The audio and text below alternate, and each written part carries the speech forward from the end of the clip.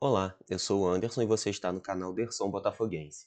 Nesse primeiro vídeo do canal, nós vamos analisar o jogo entre Botafogo e Penharol 5-0 através do site SofaScore. Vamos usar os números ali e tentar identificar os padrões, o que o Botafogo fez, momento de pressão. Vamos lá, me acompanha aqui. Como nós podemos ver nesse gráfico de pressão em ataque, o Botafogo ele inicia o jogo estudando o adversário, sofrendo um pouco de pressão, e depois dominamos o primeiro tempo. Poucos contra-ataques aqui do Penharol, e a gente pode perceber o volume que começa o segundo tempo. O Penharol praticamente não conseguiu se defender direito. E qual foi a diferença? No primeiro tempo, o Penharol ele fez uma linha, ora com 5 zagueiros e 3 à frente, ora 5 zagueiros e até 4 à frente. E o Botafogo ainda não tinha encontrado por onde passar, né? Como quebrar essas linhas. Já no finalzinho do primeiro tempo, a gente pode dar uma olhada aqui, que começa a intensidade de ataque a subir. Então, esse movimento de ataque, essa identificação ali, aquele chute do Luiz Henrique, ele já gera uma defesa do goleiro, primeiro um por cima do gol, depois a defesa do goleiro deles. O Botafogo começa a entender como passar por essas linhas de defesa. Já no segundo tempo, o Botafogo começa com uma pressão muito alta e a gente vê aqui os 3 gols, né, aqueles 8 minutos mágicos dentro dos 15 minutos do primeiro tempo. Foram 8 minutos ali que a gente atordoou de vez o Penharol.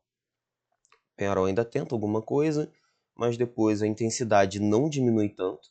A gente pode ver, apesar de ter essa queda, ela se mantém, mesmo com as substituições. E aí sim, quando o Botafogo faz o 5º gol, tira o pé do acelerador e começa a administrar o jogo e abre espaço para o Penharol poder trabalhar. Foram 22 finalizações, sendo que 7 delas no primeiro tempo e 15 no segundo tempo. Quando o Botafogo se encontrou, começou a dominar o ataque e estava chutando mais vezes. Então nós tivemos o dobro e um pouquinho de passes deles, né, para ver ali aquela bola trocada no meio de campo. Isso a gente vai ver mais ou menos onde foi essa posse de bola, essa troca de passes. Foram 22 finalizações contra 8, sendo que 10 delas foram no gol, contra apenas 2 do Penharol. Ninguém acertou a trave nesse jogo. Finalizações para fora, 8 do Botafogo, 5 para fora do Penharol. E chutes bloqueados, nós tivemos 4 chutes bloqueados. Foram 12 finalizações de dentro da área contra 10 de fora da área. O time amassando, conseguiu furar a defesa, conseguiu furar essas linhas, né, de praticamente 8 a 9 jogadores ali defendendo. E depois disso a zaga abriu, né? O time saiu para tentar atacar. O Penharol tentou para não sair daqui com prejuízo tão grande como saiu, e isso fez abrir ainda mais as linhas de defesa. Então facilitou para esses chutes de dentro da área. Se a gente colocar aqui no segundo tempo, só de dentro da área foram 10 chutes no segundo tempo dos 12, né, que estavam aqui. E de fora da área ficou meio a meio, né? 5 no primeiro tempo, 5 no segundo tempo. Já na posse de bola, a gente pode ver que o Botafogo ele trabalhou muito no meio de campo, né? Quanto mais claro, maior concentração de jogo. Então o Botafogo ele fica trocando passes, ele fica invertendo o jogo, ainda que entre, né, a linha central, empurrando o time adversário para trás, né, para sua defesa, e fazendo uma movimentação para tentar quebrar as linhas de defesa. Essa movimentação do Penharol ao longo do jogo, né, a gente pode perceber que os jogadores eles corriam muito atrás da bola, né? Não estava uma linha também muito bem feita. Eles davam espaço e foi até daí que saiu o primeiro gol. O Savarino, na jogada em si, eram 9 jogadores do Penharol e o Savarino consegue achar um espaço passando no meio de 4 a 5 jogadores e o Luiz Henrique joga a bola na corrida do Savarino. Ele chega sozinho. O pessoal estava muito mais preocupado em marcar o Luiz Henrique do que a jogada como um todo, né? Preocupado ali com o chute do Luiz Henrique, ele acha o espaço que o Savarino viu bem, começa a correr, é quando o Luiz Henrique dá o passe, e ele dá só aquele toquinho para fazer o gol. Então o Botafogo ele trabalha muito essa área do campo para que eles possam gerar esse espaço, né, para o Savarino, Almada e o Luiz Henrique começarem as jogadas. E agora a gente vai falar como foi esse posicionamento dos jogadores dentro de campo, ver um pouco das estatísticas. Vou me retirar para o cantinho aqui, para a gente poder dar uma olhada então aqui com calma. Temos aqui as notas: Luiz Henrique, Savarino e Igor Jesus, notas superiores a 8. Confesso que aqui entre Luiz Henrique e Savarino, eu estava de boa, qualquer um dos dois aqui poderia ser o melhor em campo. Então vou aqui para passes certos, para colocar, porque a gente vê que o Marlon e o Gregory trabalham bastante ali no meio de campo, junto com o Bastos e o Barbosa na zaga. Então a gente vê ali aquela bola de meio de campo que fica rodando entre zaga e meio, e às vezes volta no John, que é algo que também chama atenção. O John ele consegue tocar mais na bola do que o Igor Jesus. Então essa bola que vai e volta entre os zagueiros e o meio de campo.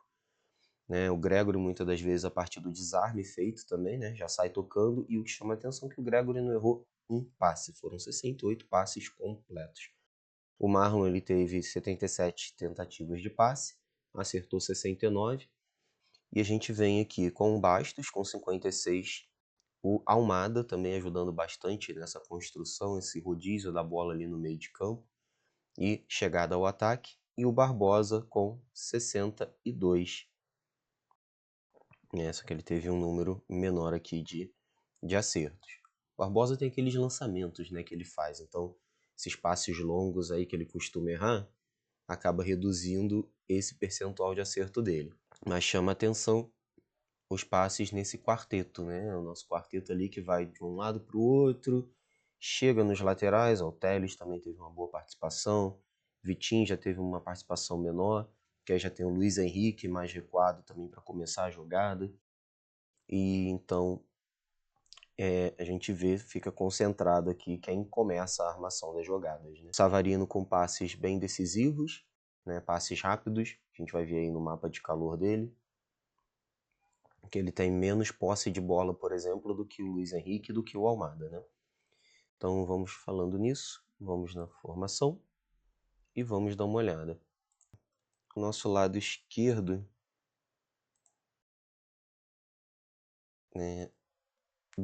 da defesa. A gente vê aqui que o Alex Telles ele até ficou com bastante posse de bola aqui atrás, ele atuou bastante na defesa, mas ele avança bastante. E dentro do esquema do Arthur Jorge, nossos laterais eles atuam muito como ponta, bem aqui à frente realmente. Tanto o Telles aqui quanto o Vitinho. E com isso os zagueiros eles assumem essa posição do lateral esquerdo praticamente quando a gente está tomando um contra-ataque, e ainda está com os laterais voltando. Então o Barbosa ele fica responsável por fazer essa cobertura do lado esquerdo. A gente tem o Gregory aqui, eu vou colocar o Marlon Freitas também, que o Marlon ocupa bastante espaços aqui também, mas a gente vê que o Gregory ele atua bastante, mas atua mais pelo lado direito, mas ele atua nessa cobertura, normalmente ele está entre os zagueiros, entre o Barbosa e o Bastos nesse retorno, nesse contra-ataque. O Marlon, ele é um jogador que vai mais à frente, pode ver que ele atua um pouco mais à frente do que a linha defensiva. O posse de bola dele, apesar dele atuar por toda a parte do campo praticamente, mas ele se concentra bem aqui nessa meiuca. Então Bastos ele atua mais aqui cobrindo o Vitinho, Ele cobre mais o lateral direito. Pode ver que ele tem um ponto aqui, esse aqui normalmente é quando a gente está atacando, O Bastos está aqui distribuindo bola, tocando bola com o Barbosa, que fica bem aberto na esquerda. A posse de bola, como eu disse, os laterais eles estão mais à frente. Então fica o Bastos, o Gregory mais centralizado, Barbosa mais à esquerda também nessa saída de bola, e o Marlon um pouco mais à frente, junto com Almada, junto com Luiz Henrique e Savarino. E a gente pode ver que o espaço que o Marlon ocupa, normalmente os jogadores de linha de frente não chegam. Então a gente tem aqui o Luiz Henrique mais à direita, complementando o espaço aqui do Marlon Freitas. A gente tem o Savarino, que tocou pouco na bola, como eu disse. Fez poucos passes também, mas os que fez foram decisivos. Atuando, né, mais livre no campo. E nesse jogo específico ele atuou mais próximo aqui do Luiz Henrique, de onde saiu ali aquelas tabelinhas e o primeiro gol, quando ele entra praticamente, né, sozinho. E o Thiago Almada ali na esquerda, à frente também, ó, ocupando o espaço que o Marlon não joga, né, não entra. Por quê? São os passes, né? Essa troca de passe na intermediária, empurrando o adversário cada vez mais para trás e tentando achar um espaço para o ataque. Tirando o Marlon e trazendo o Igor Jesus aqui para o mapa, a gente vê o Igor atuando mais livre também, ocupando áreas diferentes, né, dos demais atacantes, né, dos nossos meias atacantes. Então, o Igor Jesus sempre buscando posicionamento para receber a bola, fazendo a parede ali de pivô, agilizando, né? Foram poucos passes do Igor também, poucos toques na bola, mas ele cumpre uma função de puxar a defesa, né? Puxar o marcador. E quando a bola chega nele, ele não está em posição de tentar o gol, ele agiliza, né? Dando passe aí para os seus companheiros que estão vindo de trás, né? Fazendo papel de pivô aí muito bem. A princípio, né, essa é a análise. Espero que vocês tenham gostado aí. E quero saber de vocês. Deixa aqui no comentário o que vocês acham. É isso mesmo? Foi assim que o time jogou? O número aqui está realmente demonstrando a partida que vocês assistiram? Ou não? Deixa aqui para mim nos comentários. E se você gostou, curte aí pra gente. Compartilha. Se inscreve no canal. É importante, né, para o crescimento aí do canal. E a gente se vê na próxima.